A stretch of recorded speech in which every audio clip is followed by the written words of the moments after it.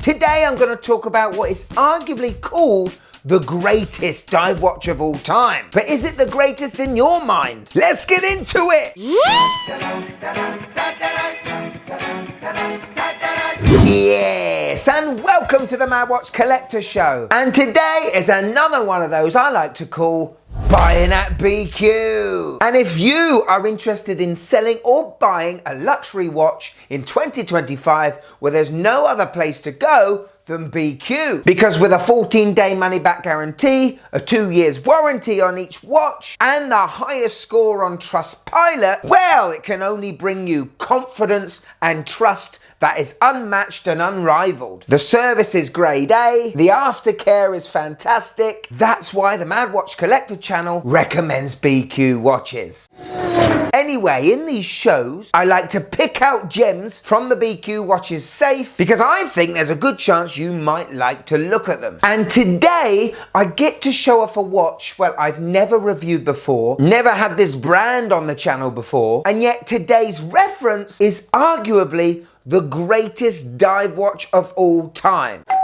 Now, for me, the reasons why I haven't shown this watch off yet is twofold. One, I think it's a little bit too big for me, and two, it doesn't look a lot like it used to. However, is today's show going to change my mind? And would I recommend them to you? Are you still guessing what it is? Some of you know. Are you Legend Dive Watch ready? Let's go.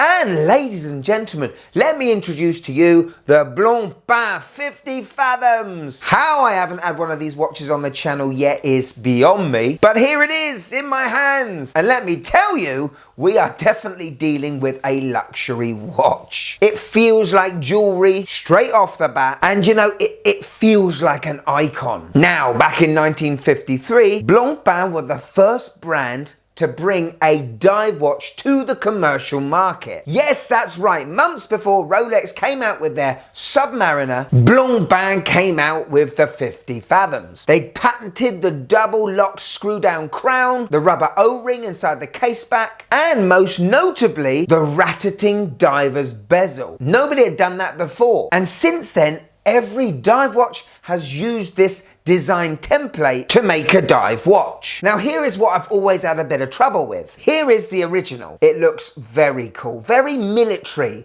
That's probably because it was first a military issued watch. Now if we go to this reference, which is a 2021 version, 5015-1130-52, it certainly has evolved over the decades. What was back then a very military, subdued, tall, practical timepiece has turned into this luxury piece. However, the one thing I'm getting when I do handle this watch is even though it is, you know, luxurious, it feels as strong and as tough as a modern day Rolex Submariner. And there aren't many straight lines to this watch. Most of the case is polished. There are lovely bulbous rounded edges. Really do like the lugs. The watch is very well sculpted. And unlike the original, we do have crown guards, and they accentuate this big signed crown at 3 o'clock. And what is iconic to modern day Blancpain is the domed sapphire bezel. Almost looks as though it's been filled with water. Very cool. Now, something I realized for the first time right now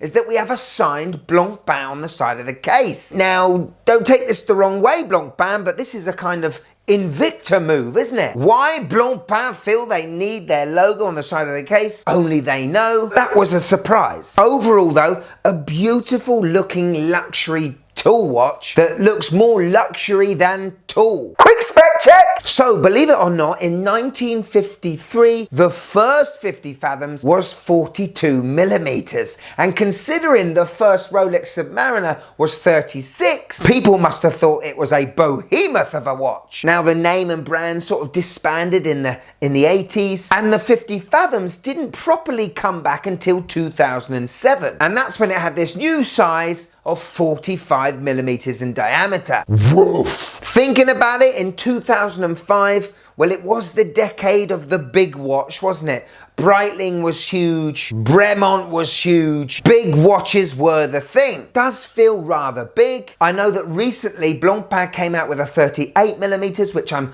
really eager to get my hands on, they also have a 42mm watch that's in titanium. This one though is still a very popular model, which is why they keep making them. It's 15.5mm thick and it's around 51mm lug to lug. Now the dial is protected by a sapphire glass. We have a screw down crown at 3 o'clock and a screw down case back. And to me the case back does remind me of an old pocket watch that your granddad passed down to you. I really do love the 50 Fathoms signature. Old fashioned, oldie worldy and cool. Now this watch comes with the Blancpain sailcloth strap and it is very premium. I would say it's on the same level as Artem straps, the strap company I have recommended over the years. It will last a long time and the buckle it comes with is very well made as well, as it should be for the price. Now the bezel has had a lot of changes over the years. It's not the 60 clicks anymore, it's 120 clicks. It's nice, it's refined. I would say it's on par with a Rolex Submariners. No backplay whatsoever, but in my opinion doesn't come close to a Tudor Black Bay 58s. Just my thought. Okay, let's look at the face. Dial time. And this is where it's had a huge transformation over the years. It's not a flat dial. We have an inner circular raised part where the Blancpain logo and the 50 Fathoms are printed on. Around the outside we have applied indices and the 12, 3, 6 and 9 marker. Now with the originals not having a date window, I would have loved this watch not to have a date complication at all, but to keep symmetry going they have wedged that date window in between the 4 and the 5 indices. Now with the date wheel being black, it's not glaringly off-putting and I can just about get my head around it. I've got to admit I really love the handset. Sophisticated pointy sword hands with a great loom-pipped seconds hand. There definitely are influences and traits from that original watch and it's very interesting to see just how much evolution has gone on to this dial. Right, we've got loom on the hands, loom on the hour markers, and we've got a loomed bezel. Out of 10, how much does this puppy glow?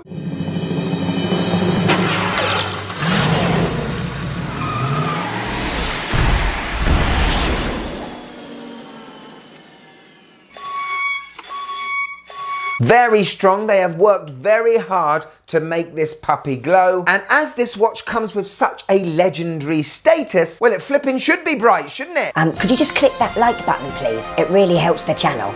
Thank you. Now, powering this watch is an in-house automatic movement. It's the legendary 1315 that has been powering this 50 Fathom since 2007. This movement has 3 barrels, which means we get a 120-hour power reserve. This beautiful thing has 35 joules, has a silicone hairspring, which means it's very anti-magnetic, and sweeps away at 28,800 beats per hour. And operating it, well, it's beautiful. I've got to put the comparison in here again, but it feels like I'm working a Rolex. It's strong. It's stiff when it needs to be, when you pull out the crown, when you move the handset, change the date. It is a superior movement. Hello. On my 6.5-inch wrist, and this, yeah, it looks a bit big, doesn't it? This is why I'm so desperate to try out that new 38mm, because with me loving brands with history, there is no better dive history than this one. I do like the way the case, the sapphire glass, catches the light. I think it's lost its military subtleness, but no more than the new Seamasters or Submariners. And even though it's 15.5mm thick, it doesn't feel like it's 15mm thick, you know? More